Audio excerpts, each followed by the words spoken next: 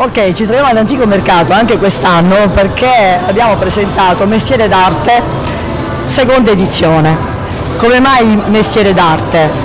Perché comunque il pensiero della scuola Van Gogh è quello di portare i ragazzi ad avvicinarsi a ogni tipo di arte, in maniera tale che possono prendere ispirazione da tutto quello che è il mondo della moda, dell'arte in genere comunque.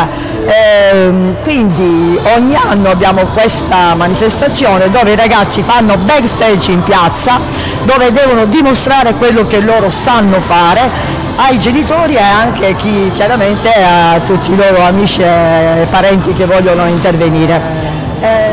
Diamo appuntamento al prossimo anno, terza edizione, speriamo bene. Grazie a tutti. Io ovviamente in virtù del tanto lavoro non ho potuto seguire in prima linea questo evento, però devo dire che hanno fatto un lavoro straordinario. Penso che sia esiste qualcosa di unico, ma la cosa importante è vedere che questi ragazzi comunque si sono impegnati non solo nel loro ambito ma anche in altri ambiti, e questo è da non sottovalutare, perché voglio dire, questo è frutto anche di tutto il lavoro che hanno fatto insieme, e da questa cosa è stata una splendida serata, uno splendido evento. Penso che sia una cosa che accomuna un po' tutti, quindi vorrei